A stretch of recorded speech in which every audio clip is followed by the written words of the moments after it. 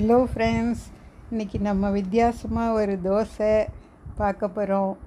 இல்லை தோசைன்னா தடியாக ஊற்றுனா அது அடையாக வேணாலும் வச்சுக்கலாம். பருப்பும் அரிசியும் போட்டு பண்ண போகிறோம்.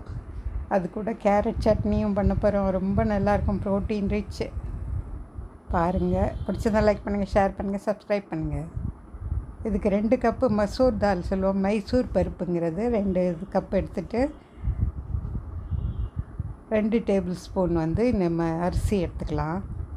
போட்டு 2 வாட்டி நல்லா அலசிடுங்க. வாஷ் பண்ணிவிட்டு நல்லா அலசி அந்த தண்ணியை ஊற்றிட்டு நல்லா ஃப்ரெஷ்ஷு தண்ணி ஊற்றி 2 மணி நேரம் நல்லா ஊற வச்சுருங்க. பாருங்கள், இந்த மாதிரி 2 மணி நேரம். ஒரு சிவப்பு மிளகாய் உங்களுக்கு காரம் நிறையா வேணுன்னா 2 கூட போடலாம். நான் 1 தான் போட்டிருக்கேன். அப்புறம் நம்ம 4 கேரட் எடுத்துருக்கோம். இந்த மாதிரி இப்போ சின்ன சின்னதாக அலம்பி அரிஞ்சிட்டு அதை பொடியாக நான் அரிஞ்சு வச்சுருக்கேன். நம்ம இப்போ கிரைண்டரில் நம்ம ஊறின பருப்பு போட்டுட்டு அரிசியும் பருப்பும் போட்டு மிளகாய், சிவப்பு மிளகாய், இஞ்சி, அப்புறம் 1 டீஸ்பூன் ஜீரகம், பெருங்காயம், கொஞ்சம் தண்ணி சேர்த்துக்கலாம், வரப்படாது இல்லைன்னா. அப்புறம் நம்ம அரிஞ்சு வச்சுருக்கோம்ல சின்ன சின்னதாக, அதையும் சேர்த்து கேரட்டை அரைச்சிக்கலாம். நல்லா ஃபைனாக அரைச்சிருங்க, மையாக அரைச்சிக்கோங்க. மிக்சியில் வேணாலும் அரைக்கலாம். இதான் பாருங்கள், இந்த பதத்தில் இருக்கணும். நம்ம தடியாக ஊற்றினோம்னா அடை மாதிரி வரும். நீங்கள் மெல்லிசாக வேணால் ஊற்றினா தோசையாக வச்சுக்கலாம். ஏன்னா நம்ம அரிசி பருப்பு 2 தான் இருக்குது. அதனால் தோசைன்னு சொல்லலாம், அடைன்னு சொல்லலாம். அதில் கேரட் போட்டிருக்கிறதுனால கேரட் தோசைன்னு சொல்லலாம், கேரட் அடைன்னு சொல்லலாம். நீங்கள் எப்படி சொல்லுவீங்க எனக்கு கமெண்ட் பண்ணுங்கள்.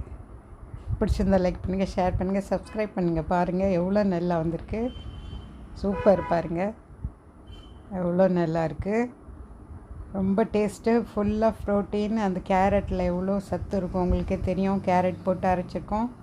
சட்னி பண்ணலாம். அது கடலப்பருப்பு, உளுத்தம்பருப்பு, பெருங்காயம், சிவப்பு மிளகாய், புளி, உப்பு எல்லாம் போட்டு பண்ண போகிறோம். இஞ்சி, கேரட்.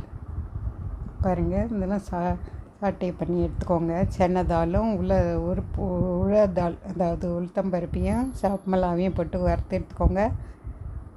தனியாக எடுத்து வச்சுக்கோங்க. அதே இதில் எண்ணெயில், இது எல்லாத்துக்குமே நான் தேங்காய் எண்ணெய் தான் யூஸ் பண்ணுறேன். ரொம்ப நல்லது தேங்காய் எண்ணெய். நம்ம அல்சைமர்னு நம்ம மறதியெல்லாம் போக்கும்னு சொல்கிறாங்க. அதனால் இந்த மாதிரி அடை ஊற்றும்போது, தோசை ஊற்றும்போது தேங்காய் எண்ணெயை பயன்படுத்துங்க. சட்னிக்கெல்லாமும் தேங்காய் எண்ணெயை பயன்படுத்துங்க. ஃபஸ்ட்டு ட்ரை இதெல்லாம் நான் அரைச்சிட்டேன். அப்புறம் நம்ம வதக்கி வச்ச இஞ்சியும் கேரட்டையும் சேர்த்து அரைச்சிடலாம். இதில் ஒரு கோலி குண்டு அளவு புளியும் சேர்த்துக்கிறதுனால ரொம்ப டேஸ்ட்டாக இருக்கும். அதை பவுலில் எடுத்துக்கோங்க.